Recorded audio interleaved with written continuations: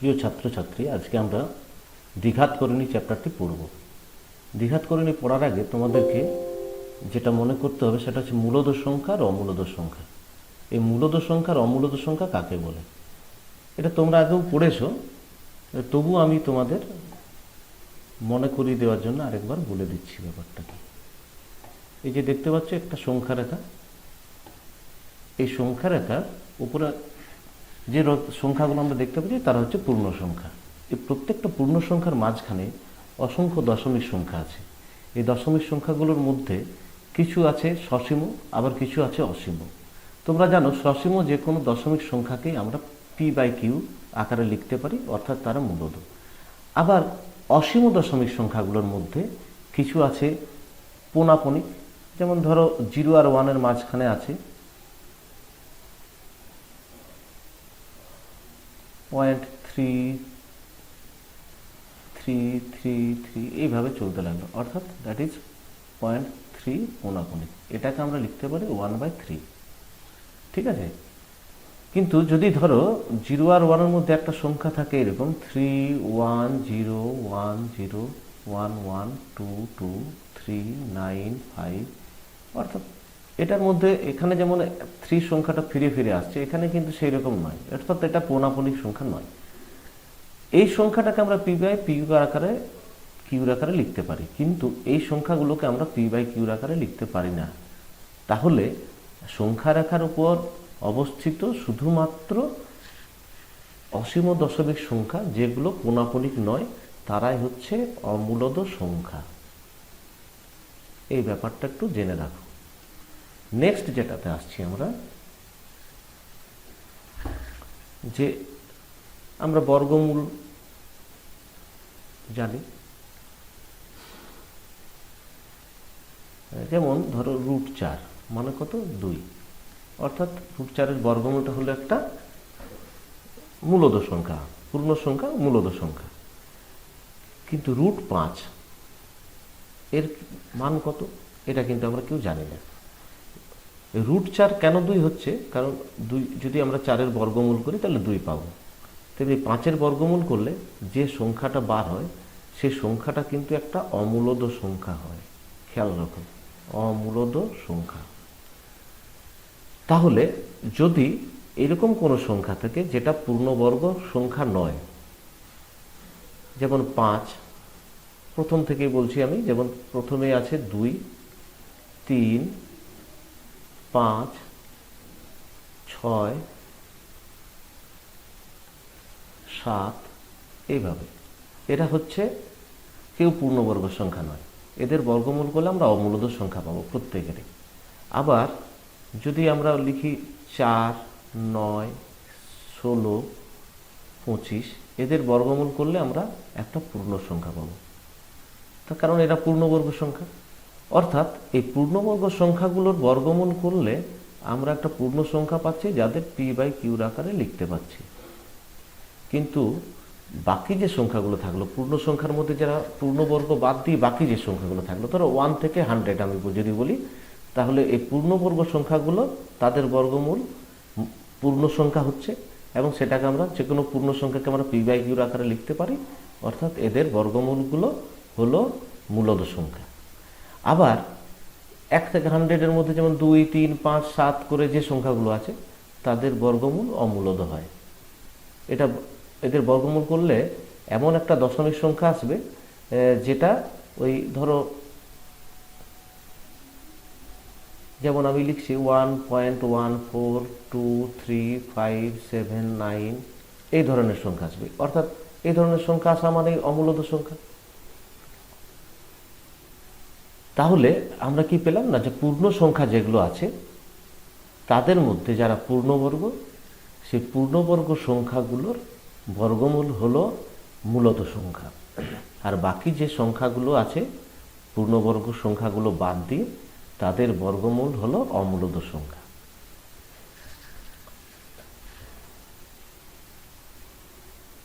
এখন স্বাভাবিকভাবে তোমাদের প্রশ্ন আসতে পারে যে পূর্ণ সংখ্যা বাদ দিয়ে তারও অনেক সংখ্যা আছে, যেমন ধরো হ্যাঁ আছে, যেমন আমরা যদি বলি 2.25,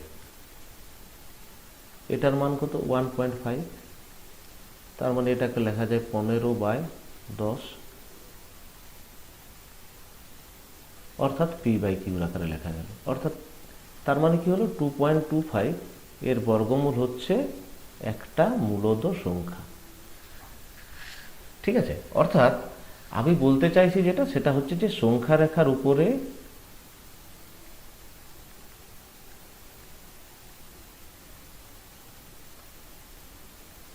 যে সংখ্যাগুলো আছে তাদের মধ্যে কিছু সংখ্যা আছে, সে পূর্ণ সংখ্যা হতে পারে, দশমিক সংখ্যা হতে পারে। সংখ্যা রেখার উপরে কিছু সংখ্যা আছে যাদের বর্গমূল হচ্ছে, কিছু সংখ্যার বর্গমূল হচ্ছে পূর্ণ সংখ্যা, মূলদ সংখ্যা, আবার কিছু সংখ্যার বর্গমূল হচ্ছে অমূলদ সংখ্যা। আবার বলছি, সংখ্যা রেখার উপরে অসংখ্য সংখ্যা আছে, পূর্ণ সংখ্যা আছে, দশমিক সংখ্যা আছে। এই সকল সংখ্যারই বর্গমূলগুলো হচ্ছে, কিছু সংখ্যার বর্গমূল হচ্ছে মূলদ সংখ্যা, আবার কিছু সংখ্যার বর্গমূল হচ্ছে অমূলদ সংখ্যা। এটা তোমরা খেয়াল রাখো। এখন করণী কাকে বলে না, যদি ধরো সংখ্যা রেখার উপরে যে কোনো একটা সংখ্যা আমি যদি বলি এর বর্গমূল যদি হয় মূলদ,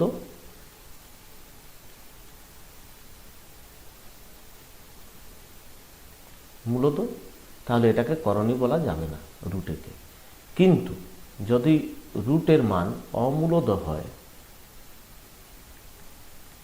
তখন এই রুট এটাকে আমরা বলবো করণী।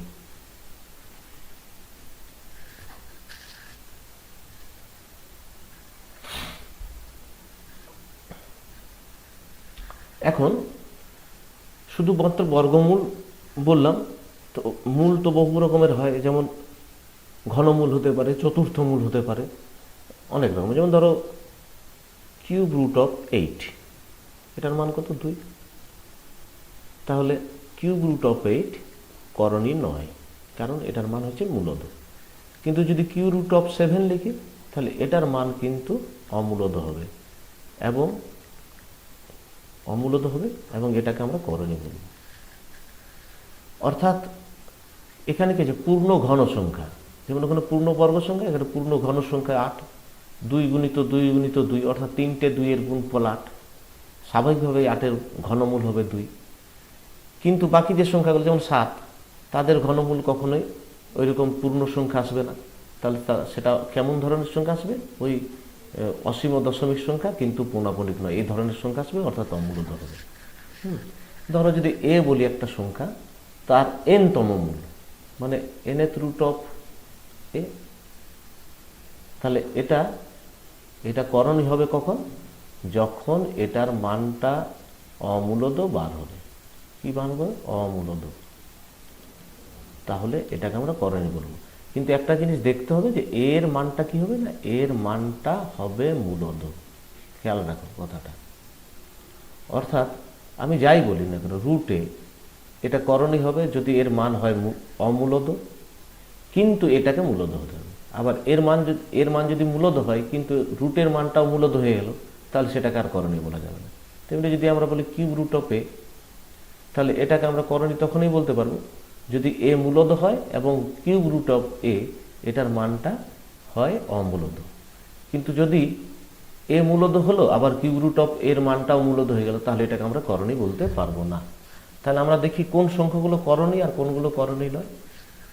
যদি আমি বলি রুট 4, এটা করণী নয়, কিন্তু রুট 5 করণী, রুট 6 করণী, রুট 7 করণী, রুট 8 করণী, রুট 9 কিন্তু করণী নয়। বুঝা গেছে? এবারে যদি আমরা বলি কিউব রুট অফ 2, এটা করণী, কিউব রুট অফ 5 এটা করণী, কিউব রুট অফ 7 এটা করণী, কিন্তু কিউব রুট অফ 8 এটা কিন্তু করণী নয়, কারণ এর মান 2। যেমন এটা করণী নয় কেন না, এর মান 3। আচ্ছা, এরপরে দেখো করণী তাহলে বোঝা গেল। এই করণীগুলোকে আমরা বলছি দ্বিঘাত, কারণ হচ্ছে বর্গমূল থেকে আসছে, বর্গ মানে স্কোয়ার, স্কোয়ার রুট, তাহলে এখান থেকে যে 2 আসছে, স্কোয়ার মানে 2, তাহলে 2 থেকে দ্বিঘাত করণী। এটা 3 আছে, এটাকে বলছি আমরা ত্রিঘাত করণী, এটা ত্রিঘাত করণী। তেমনি যদি আমরা 4th রুট অফ 7 থাকে, তাহলে এটাকে বলবো এটা দ্বিঘাত, এটা ত্রিঘাত, এটা তো চতুর্থ ঘাত। এইরকম যদি nth রুট অফ a হয় এবং এর মান যদি অমূলদ হয়, খেয়াল রাখবে অমূলদ, তাহলে এটাকে আমরা বলবো n-তম করণী। এই করণীটা হচ্ছে n ক্রমের করণী একটা, বুঝা গেছে?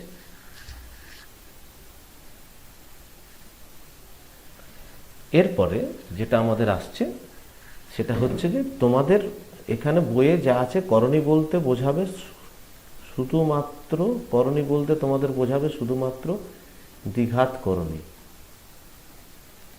দ্বিঘাত করণী। এই দ্বিঘাত করণীই পড়ানো হবে তোমাদের।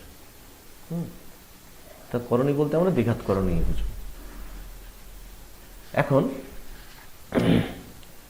তাহলে আমাদের দ্বিঘাত করণী নিয়ে আলোচনা হবে। যেমন তাহলে দ্বিঘাত করণী কোনগুলো? √2, √3, √5, √6, এই ধরনের সংখ্যাগুলো হচ্ছে দ্বিঘাত করণী।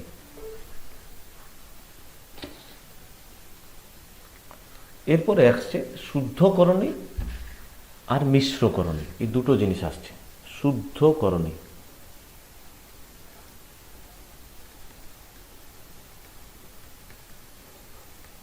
আর মিশ্র করণী।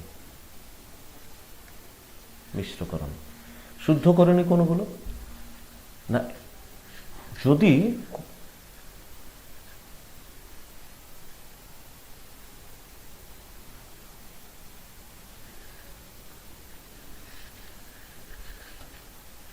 এ যদি একটা ধনাত্মক মূলদ সংখ্যা হয়, ধনাত্মক মূলদ সংখ্যা, খেয়াল রাখো ধনাত্মক মূলদ সংখ্যা, এ হচ্ছে ধনাত্মক মূলদ সংখ্যা, এবং অন্য কোনো মূলদ সংখ্যার বর্গ যদি না হয়, অর্থাৎ পূর্ণবর্গ সংখ্যা যদি না হয়, তাহলে এই প্লাস রুটে বা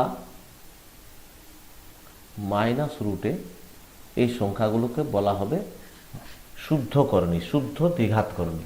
দ্বিঘাত করণী বুঝতেই পারছো, স্কোয়ার রুট যেহেতু, দ্বিঘাত করণী।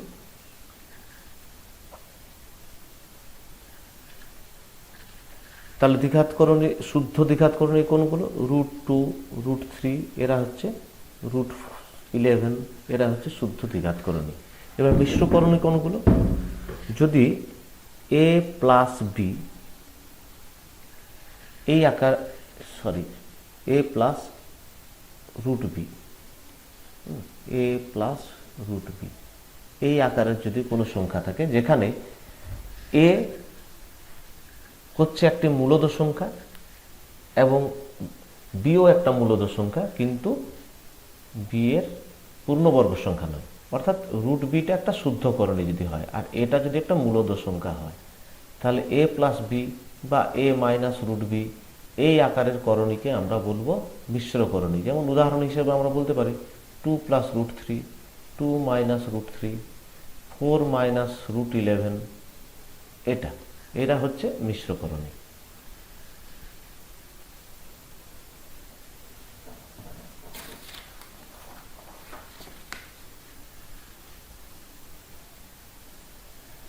নেক্সট দেখো,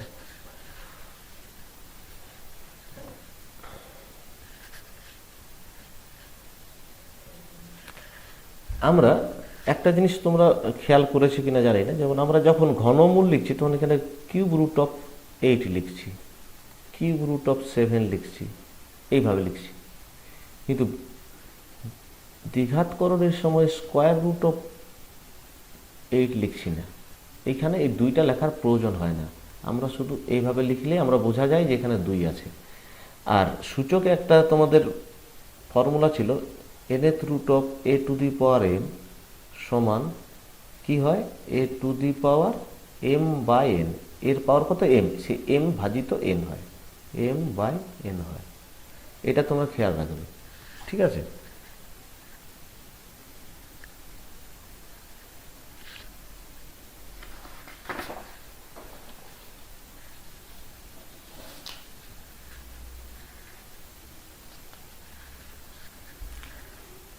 তাহলে শুদ্ধকরণী, মিশ্রকরণী এগুলো তোমাদের আশা করি বুঝতে আর অসুবিধা নেই। এরপরে আসছে সদৃশ্যকরণী আর অসদৃশ্যকরণী।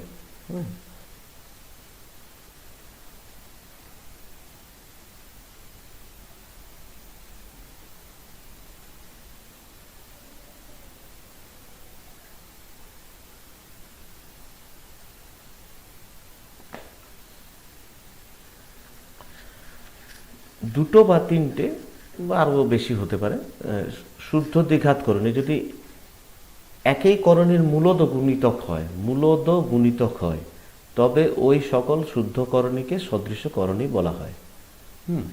যেমন ধরো √2, আবার √8 সমান আমরা কি লিখতে পারি না √4 × 2, এটা সমান কত হয় √4 × √2। তোমাদের সূচকের একটা ফর্মুলা মনে করে দিই, a × b সমান হয় √a × √b, খেয়াল আছে নিশ্চয়। তাহলে এইখানে আমরা কি হলো √4 মানে হচ্ছে 2, আর √2টা √2ই থাকলো, এখানে 2 × মানে ইন্টু আছে, ওটা লেখার দরকার হয় না, বা গুণিত 2 √2, যেমন আমরা 2x লিখি সেই রকম, ঠিক আছে। তাহলে √2কে যদি আমরা 2 দিয়ে গুণ করি তাহলে কত হবে 2 √2। তাহলে কি হলো √2-র একটা গুণিতক হচ্ছে 2 √2। যেমন 2 এর গুণিতক 4, হ্যাঁ 2কে 2 দিয়ে গুণ করলে 4 হয়, আবার 2কে 3 দিয়ে গুণ করলে 6 হয়, তাহলে 2 এর আরেকটা গুণিতক 6। তেমনি √2-র গুণিতক 2 √2 তেমনি হতে পারে 3 √2, 4 √2, 5 √2, এরা সবাই হবে √2-র সদৃশ্যকরণী। কিন্তু ধরো √2 আর ধরো 2 √3, এই দুটো এখানে √2-র গুণিতক কিন্তু 2 √3 নয়, কারণ √2কে এমন কোনো পূর্ণ সংখ্যা নেই যেটা দিয়ে গুণ করলে 2 √3 হবে। তাহলে আমরা √2-র গুণিতক বলতে পারবো না 2 √3-কে, বা কোনো মূলদ সংখ্যা নেই যেটা দিয়ে গুণ করলে, ধরো যদি মূলদ সংখ্যা বলাই ভালো, পূর্ণ সংখ্যা নয়, যে কোনো মূলদ সংখ্যা দিয়ে গুণ করলে হবে। যেমন ধরো 2.5 দিয়ে যদি আমি গুণ করি তাহলে 2.5 √2, এটাও কিন্তু এই √2-র একটা সদৃশ্যকরণী, √2-র একটা সদৃশ্যকরণী। কিন্তু এমন কোনো সংখ্যা আছে কি যেটা দিয়ে √2-কে গুণ করলে 2 √3 হবে? মূলদ সংখ্যা, সংখ্যাটা কেমন মূলদ সংখ্যা নেই। তাহলে √2 আর 2 √2 এরা কিন্তু সদৃশ্য নয়, হ্যাঁ, এদেরকে আমরা বলবো অসদৃশ্যকরণী।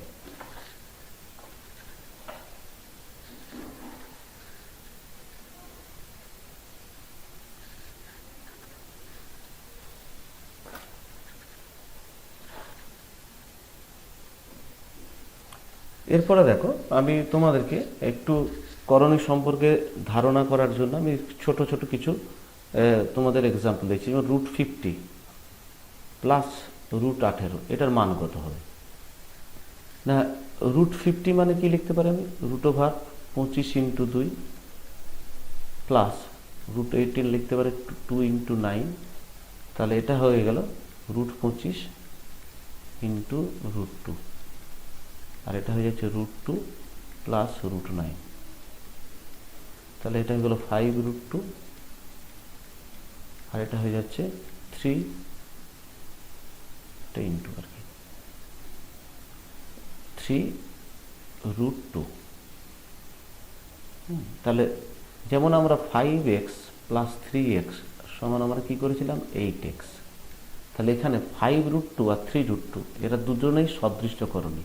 তাহলে কি হবে, এই সহগগুলো √2 এর যে সহগগুলো আছে তাদের যোগ হবে, তার মানে 5 আর 3 8, তার মানে কি হবে 8 √2, জাস্ট এটার মতো একদম।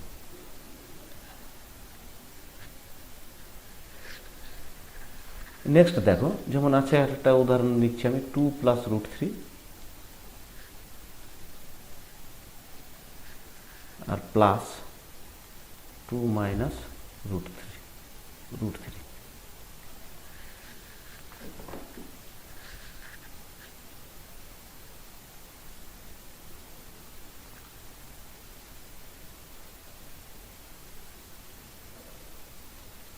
2 মাইনাস √3, ঠিক আছে। এখন দেখো এটাকে আমি লিখতে পারি 2 প্লাস √3 ব্র্যাকেট তুলে দিচ্ছি প্লাস 2 মাইনাস √3, তার মানে কি হলো, এইটা আর এটা কেটে গেল, আর 2a হয়ে গেল 4, অ্যান্সার হয়ে গেল 4। ঠিক অ্যালজেব্রার যেমন নিয়ম সেই একই নিয়ম।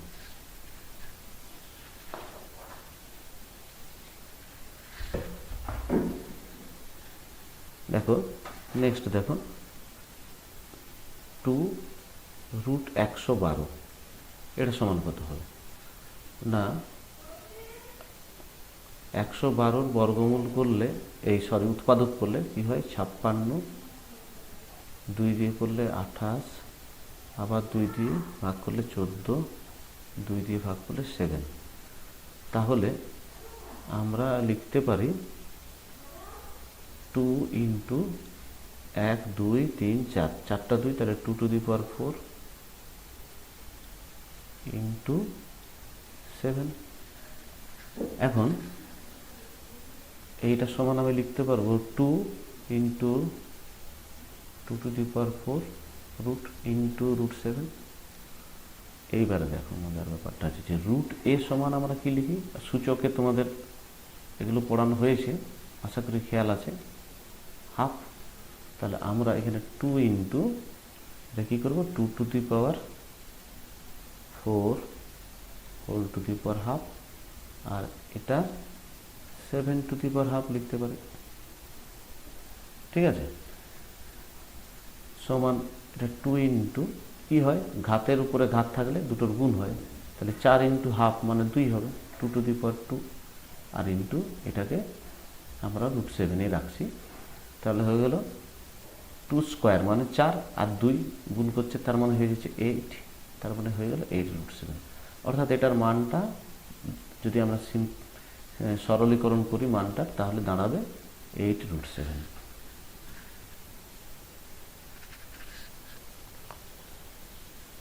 নেক্সট আর একটা এক্সাম্পল দিচ্ছি, যেমন ধরো 3 ইন্টু √48 মাইনাস 4 ইন্টু √75 প্লাস √192। তাহলে এটা কি লিখতে পারি আমি, দেখো আমি একটু এবারে শর্টকাট মেথডে করার চেষ্টা করছি। 16 into 3 minus 4 into 25 into 3 plus কি হবে 64 ইন্টু 3, এটা সমান হয়ে যাচ্ছে 3√16 into √3 minus 4√25 into √3 plus √64 into √3, that is equals to 3 into 4 into √3 minus 4 into 5 into √3 plus 8 into √3। তাহলে কত দাঁড়ালো, 12√3 minus 20√3 plus 8√3। এবারে দেখো এই ঠিক অ্যালজেব্রার মতো 12√3 আর প্লাস 8√3 দুটোই মিলে কত হয় 20√3, আর এখানে মাইনাস 20√3টাকে পরে লিখছি, তাহলে দুটো সমান আছে, তাহলে দুটোই কেটে গেল, হয়ে গেল 0।